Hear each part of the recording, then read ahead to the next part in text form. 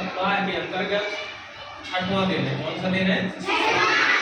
6वें दिन में eco club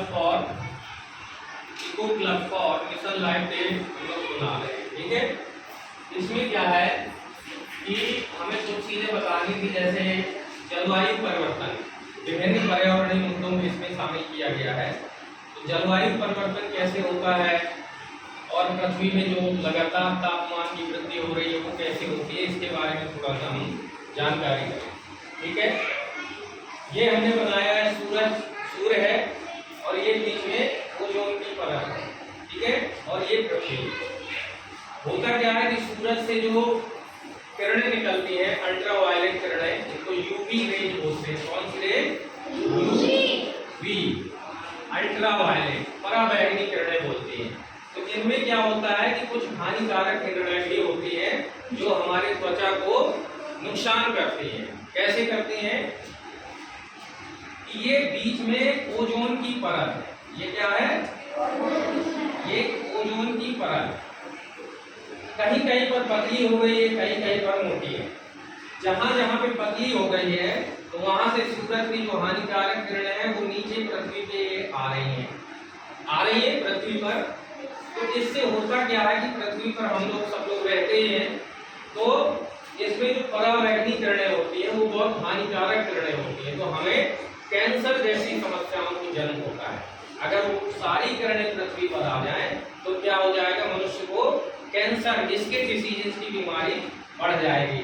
ये जो ओजोन लेयर होती है, ओजोन लेयर का काम होता है कि सूर्य की जो हानिकारक किरणें होती हैं उनको रोकना। ये देखिए जहाँ पे मोटी है वहां से ये रिफ्लेक्ट होके वापस लौट रही है ना, यानी ये किरणें पृथ्वी पर नहीं आ पा रही है। तो ओजोन लेयर लगातार कहीं कहीं पतली हो रही है और कहीं कहीं ओजोन पर एक छिद्र भी पाया गया है। उससे क्या नुकसान है कि उससे हानिकारक किरणें पृथ्वी पर आएंगी और हमें बीमारियों में जकड़ लेंगी, स्किन डिसीजेस, कैंसर जैसी बीमारियां होंगी। तो अब ओजोन परत का क्षरण क्यों हो रहा है? ओजोन परत पतली क्यों हो रही है? इसकी वजह कौन है? इसकी वजह हम है। अब आप कहेंगे कैसे? हमने जो अत्याधुनिक भौतिक शैली का प्रयोग कर दिया है, एसी लगाना शुरू कर दिया है, हमने फ्रिज का इस्तेमाल अधिक से अधिक कर दिया है। इसमें जो हानिकारक गैसें होती हैं, जैसे फ्रिज में कौन सी गैस होती है? फ्रिज में कौन सी गैस होती है बताइए?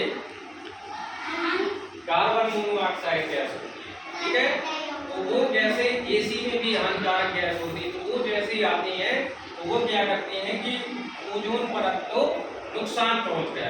और दूसरी बात क्या है, आप देखते होंगे कि जो हिमालय पर्वत है या जितने भी पर्वत हैं उनमें जो बर्फ जमी है वो क्या है, इससे तापमान बढ़ता है, पृथ्वी का तापमान बढ़ता है। और पृथ्वी का जैसे तापमान बढ़ता है तो वो बर्फ लगातार पिघल रही है। वो बर्फ लगातार पिघलने से क्या होता है कि नदियों का जल स्तर बढ़ रहा है। इससे कहीं बाढ़ जैसी समस्याओं का भी सामना करना पड़ रहा है। हम अधिक से अधिक पेड़ काट रहे हैं। पेड़ काटने से क्या होता है कि ऑक्सीजन की कमी हो जाती है, और ऑक्सीजन ऐसी गैस है जो हमें जिंदा रहने के लिए बहुत जरूरी है। अभी आपने गर्मियों में देखा होगा कि बीच में बहुत ज्यादा गर्मी पड़ गई, कहीं कहीं 50 डिग्री टेम्परेचर चला गया। लेकिन आप पेड़ के नीचे कहीं जाएंगे तो आपको 3 से 4 डिग्री टेम्परेचर कम मिलेगा, है ना। तो हमें अधिक से अधिक पेड़ लगा करके और जो हमारा पानी है, जो हमारी बिजली है, इसका कम से कम खर्च करके हमें पर्यावरण को सुरक्षित रखना है, ताकि हमारे आने वाली जो पीढ़ियां हैं वो भी आराम से जीवन जी सकें। ये चीज समझ में आ गई? ओजोन परत क्या होती है, पराबैंगनी किरणें क्या होती हैं, पृथ्वी पर आने से हमें किस प्रकार नुकसान पहुंचाती हैं।